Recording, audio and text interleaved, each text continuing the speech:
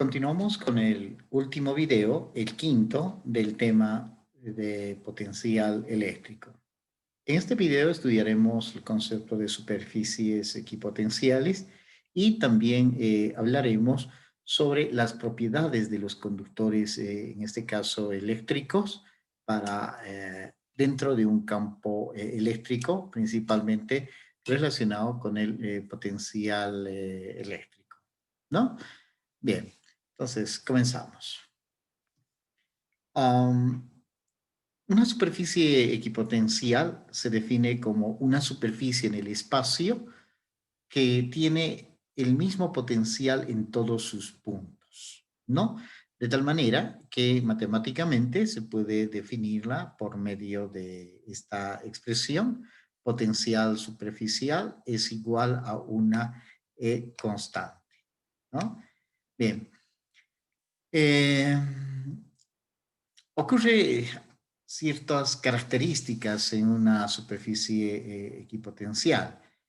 Por ejemplo, si nosotros aplicamos el teorema de conservación de la energía en dos puntos para la misma superficie equipotencial, recuerden que el teorema de conservación de la energía es la suma de la energía cinética más la energía potencial, que se debe mantener constante.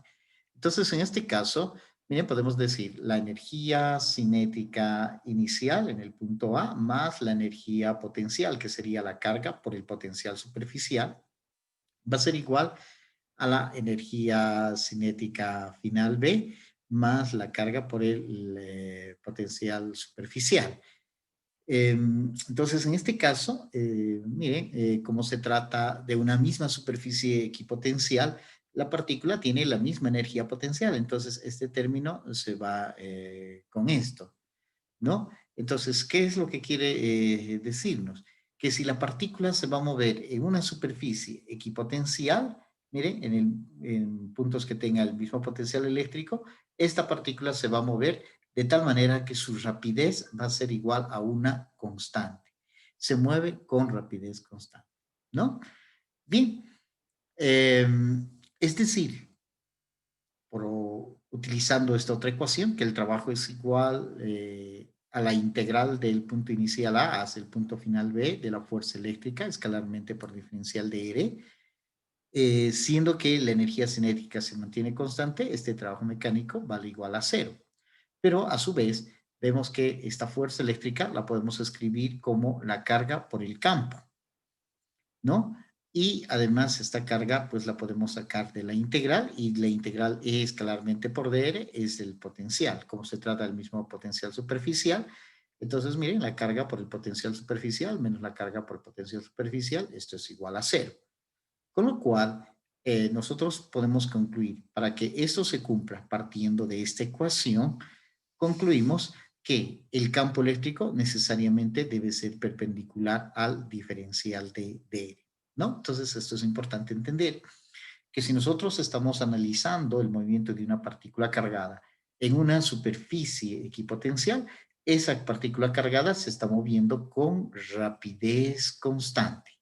Eso es lo que me dice esta ecuación, por un lado. Por el otro, esta relación me permite concluir que el campo eléctrico llega a ser perpendicular a la superficie equipotencial. Es decir, aquí está la superficie, entonces el campo va a ser perpendicular, miren, va a ser perpendicular a la superficie. Esto es lo que me dice esta ecuación. Como el trabajo vale igual a cero, entonces, ¿cómo podemos hacer que esta integral valga cero?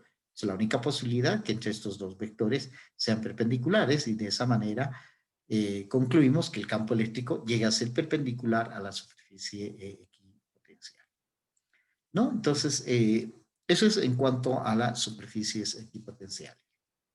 Ahora vemos acerca de las propiedades de los conductores en equilibrio electrostático. Entonces, la primera propiedad nos dice que la superficie de un conductor en equilibrio electrostático es una superficie equipotencial. Entonces, si yo tengo un conductor cargado, esa su superficie se va a constituir en una superficie equipotencial. ¿Qué quiere decir? Dado este conductor, yo elijo dos puntos, A y B, entonces resulta que el potencial en este punto es igual al potencial en este punto. Bueno, tenemos que demostrarlo.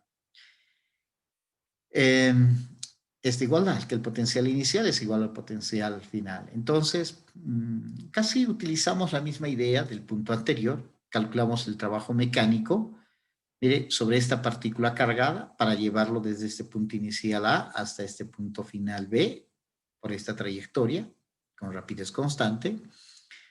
Entonces, F escalarmente por dr se puede escribir de esta manera, como la fuerza es la eléctrica, Q, esta fuerza va a ser Q por el campo, ¿no?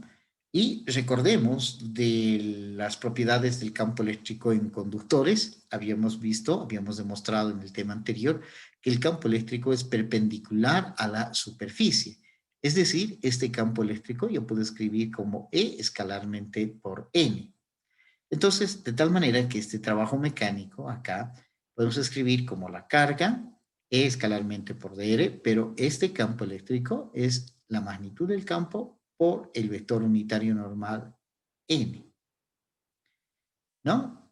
Y acá tendríamos el diferencial del dr, ahora me conviene escribirlo como el diferencial de distancia recorrida por el vector unitario u sub t que se tiene en la trayectoria de la partícula. Veamos que además U sub t es tangente a la superficie equipotencial. Entonces, si ese es el caso, el n con el ut llegan a formar un ángulo de 90 grados. Por tanto, este producto escalar se anula porque el campo eléctrico es perpendicular a la superficie del conductor. Entonces, si se anula, tenemos que, por otro lado, este trabajo que es Q integral de A por B, de A a B del campo eléctrico escalarmente por dr, esto va a ser igual a la carga por el potencial inicial menos la carga por el potencial final, porque este campo eléctrico es del tipo conservativo y habíamos demostrado ya en los videos anteriores que esta integral es igual a esta expresión. Por tanto, miren, si nosotros tenemos que por un lado se cumple que ese trabajo es igual a cero y que por otro lado estamos encontrando que este trabajo es igual a la carga por el potencial inicial menos la carga por el potencial final, entonces resulta que la carga por el potencial inicial menos la carga por el potencial final, esto es igual a cero, ¿no? De la cual Q con Q se nos va y se concluye que el potencial inicial en A es igual al potencial final en B, ¿no? Que hemos demostrado. De tal manera, con esta propiedad, miren, estamos demostrando básicamente que un conductor en equilibrio electrostático se constituye en una superficie equipotencial, donde el campo eléctrico llega a ser perpendicular a esa superficie del conductor, ¿no? Bien, esa es la primera propiedad.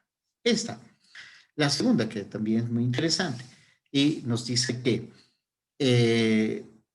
la densidad de carga superficial en un conductor en equilibrio electrostático es inversamente proporcional al radio de curvatura. Es decir, el sigma en un conductor es proporcional a 1 sobre R, donde R es el radio de curvatura. Veamos acá, si nosotros tenemos, por decirles, este conductor que tiene esta forma y le damos cierta carga, entonces miren, en esta zona, la densidad, el radio de curvatura acá, miren, es pequeño comparado con esta zona. En esta zona el radio de curvatura es mucho mayor. En esta zona. Acá, por ejemplo, es mucho mayor. Entonces, lo que quiere decir que las cargas tienden a acumularse en estas zonas. Estamos diciendo la densidad, no la carga.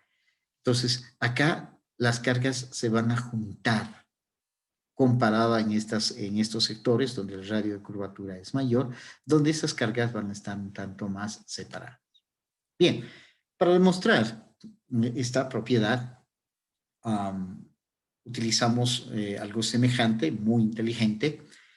Tomamos dos esferas. Miren, una esfera de radio R1 y otra esfera de radio R2, ¿no? Tiene un radio mayor que este.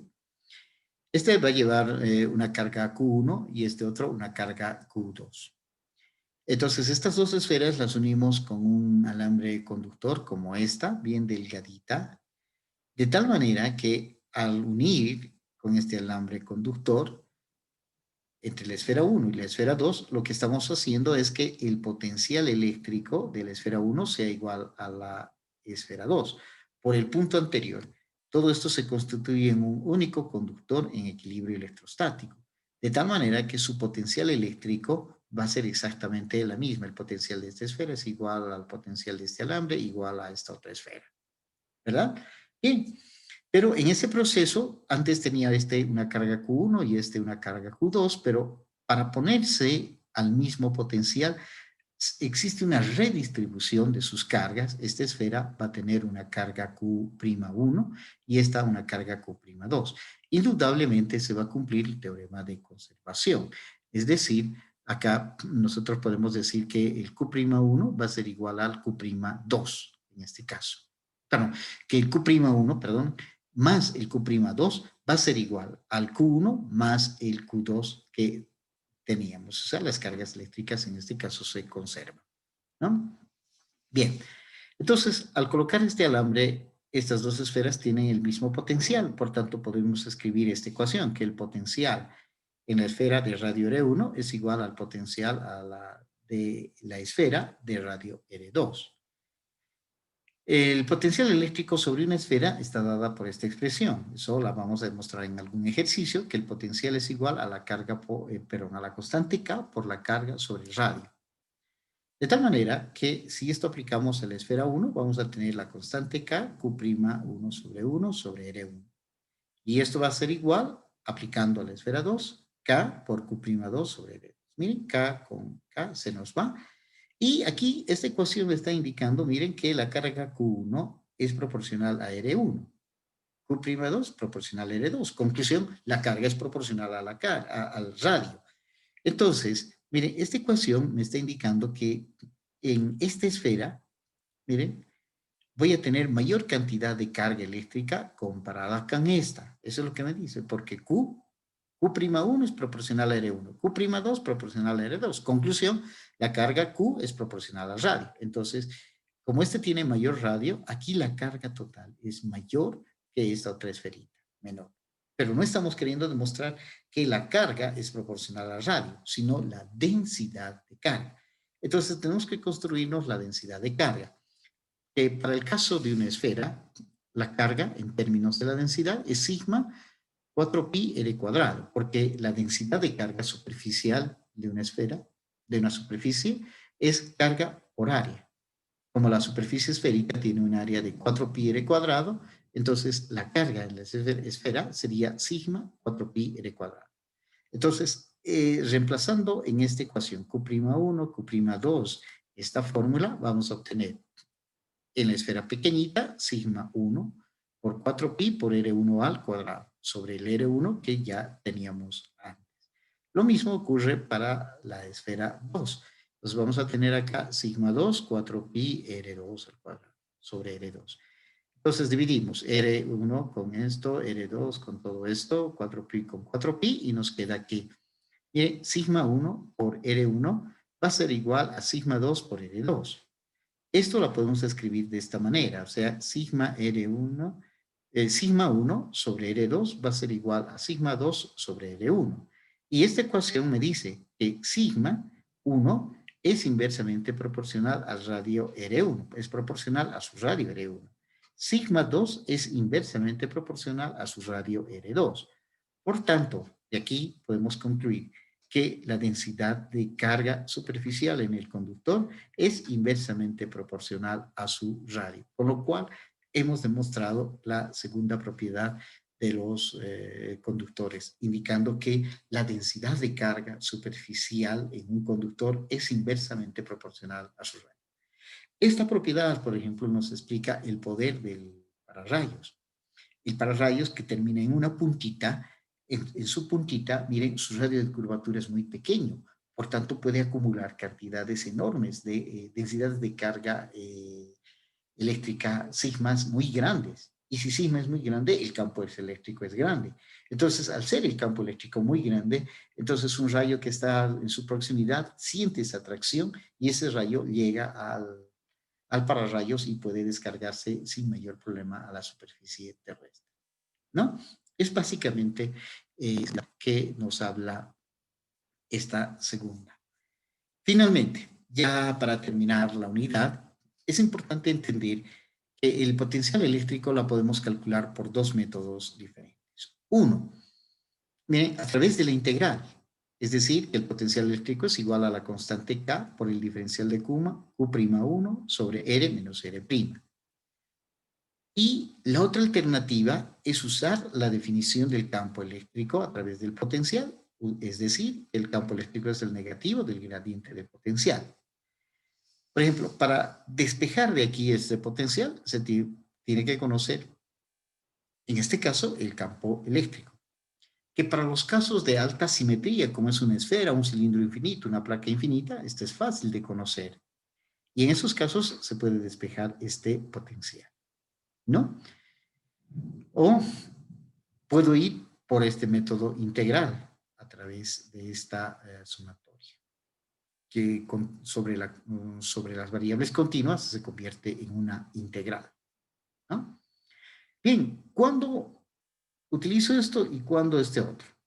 Bien, normalmente, recuerden que esta definición se la utiliza para cuando nos dan la condición de contorno que el potencial eléctrico tiende a cero en el infinito.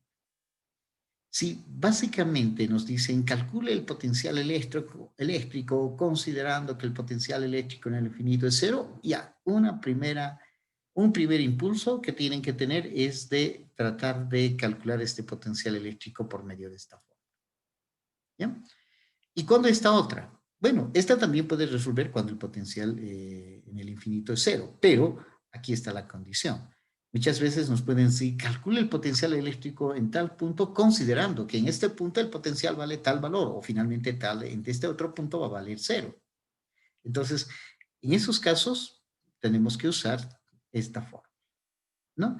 Bien, para poder entender cuándo usar esto y esto, necesariamente tenemos que resolver algunos ejercicios, que eso lo vamos a hacer ya en la resolución de los problemas específicos relacionados con el potencial eléctrico.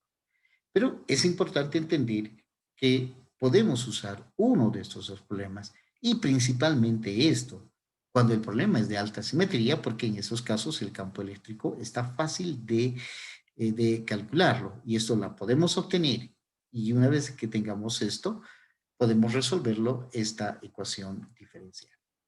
Bien, y con esto hemos terminado la unidad temática del potencial eléctrico, donde hemos visto que el potencial eléctrico es una magnitud del tipo escalar que nos permite calcular el campo eléctrico a través de esta fórmula, ¿no? Que es una de sus funciones. Pero otra función importante del potencial eléctrico es que el potencial nos da la energía por unidad de carga. Es decir, la energía eléctrica de una partícula cargada se escribe como la carga por el potencial eléctrico. Entonces, ese es el aporte más importante del potencial eléctrico. Ver que conocido el potencial eléctrico podemos calcular la energía de una partícula cargada que esté ubicado en un punto donde está definido ese potencial eléctrico. Entonces, nos permite calcular esa energía, que es el aspecto importante del potencial eléctrico. Bien, entonces con esto hemos terminado esta tercera unidad temática. Gracias.